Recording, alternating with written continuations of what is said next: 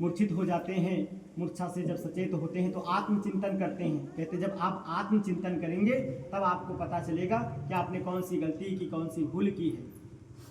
तो उनको स्मरण होता है कि आज ग्वाल बाल लोग बैठकर भगवान का पूजन कर रहे थे, लेकिन हम उनके पास नहीं गए, और जाना तो छोड़िए, हमने प्रसाद को भी ग्रहण नहीं किया, हमने प्रसाद का अपमान कर दिया।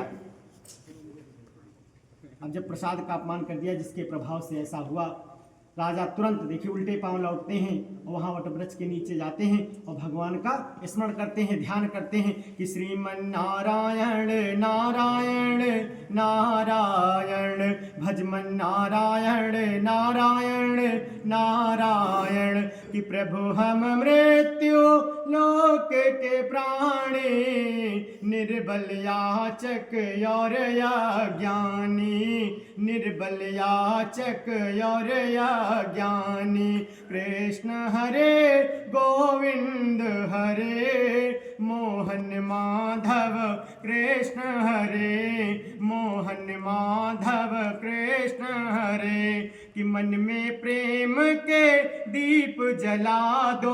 भगवान नारायण से कहते हैं कि मन में प्रेम के दीप जला दो, द्वेष मिटा दो, बैर मिटा दो, द्वेष मिटा दो, बैर मिटा दो, कृष्ण हरे गोविंद हरे मोहन माधव, कृष्ण हरे गोविंद हरे मोहन माधव कृष्ण हरे, कि श्री चरणों में स्थान हमें दो। भगवान से निवेदन कर रहे हैं कि अपने चरणों में हमको स्थान दीजिए, कि श्री चरणों में स्थान हमें दो, भक्ति का वरदान हमें दो, भक्ति का वरदान हमें दो, कृष्ण हरे गोविंद हरे मोहन माधव, कृष्ण हरे मोहन माधव कृष्ण हरे, कि बनी रहे तुम्हारी ठकुराई।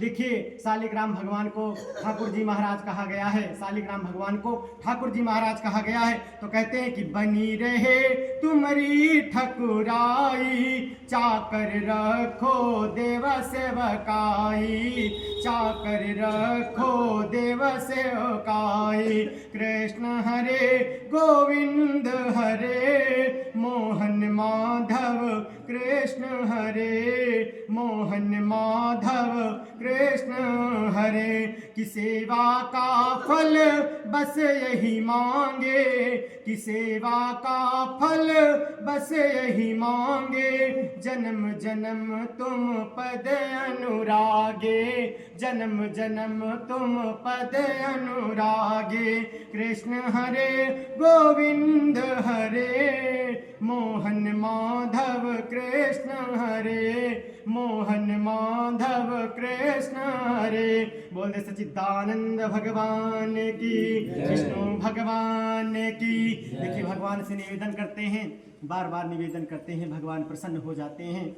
जब भगवान प्रसन्न हो जाते हैं, जो उनका रंग महल जलकर भस्म हो गया था वो उनको प्राप्त हो जाता है, और उनके जो 100 पुत्र जलकर भस्म हो गए थे उनको प्राप्त हो जाते हैं, और सभी पुत्र मिलकर और राजा मिलकर भगवान का भजन करते हैं, भगवान का ध्यान करते हैं, भगवान की कथा करते हैं। आगे बताया गया कि सतानंद नाम के जो महान विद्वान थे, दूसरे जन्म में सुदामा नाम के पंडित हुए और भगवान कृष्ण की भक्ति करके मोक्ष को प्राप्त हुए। भिल्ल लकड़हारा दूसरे जन्म में निषाद राज हुआ, श्री रामचंद्र को गंगा पार उतार कर स्वयं उनकी कृपा से भवसागर पार हो गया, अर्थात वैकुंठ धाम को प्राप्त हुआ। और उल्कामुख राजा दूसरे जन्म में महाराजा दशरथ हुए, जो भगवान श्री रंगनाथ का पूजन करके मोक्ष को प्राप्त हुए। साधु वैश्य भी धार्मिक तथा संत संत मोरध्वज राजा हुआ। देखिए सत्य संत, भाई सत्य संत, देखिए सत्य की संगत करने वाले को सत्य संत कहा गया है।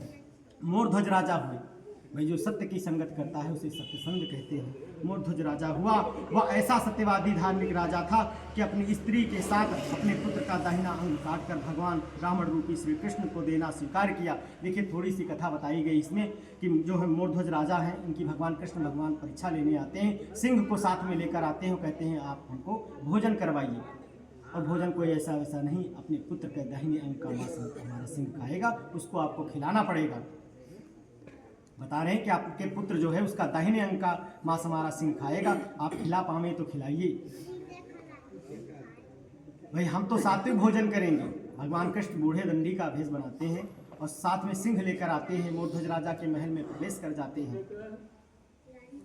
कहते कि हमको भोजन कराइए। हम तो सात्विक भोजन करेंगे लेकिन हमारा सिंह भी भोजन करेगा और हमारा सिंह जो भोजन करेगा वो आपके पुत्र के दाहिने अंग का मांस खाएगा और आप ही को काटना पड़ेगा, आप ही को बनाना पड़ेगा। आरा को मंगाया जाता है और राजा रानी जब काटने लगते हैं तो पुत्र के आंख से आंसू आ जाता है, बाएं आंख से। तो कृष्ण भगवान कहते हैं कि अब हमारा सिंह इसको नहीं खाएगा क्योंकि आपके पुत्र के आंख से आंसू आ गया है। तो देखिए पुत्र कहता है कि आंख से आंसू इसलिए आया कि आपने कहा कि दाहिने अंग का मांस खाएगा। भाई दाहिने अंग का मांस खाएगा, बाएं अंग का नहीं खाएगा। तो बाएं अंग जो है वो दुखित है कि भाई दाहिना अंग तो भगवान की सेवा में चला जाएगा और जो बायां अंग है वहाँ पृथ्वी पर पड़े पड़े सड़ जाएगा, वो मोक्ष को प्राप्त नहीं हो पाएगा।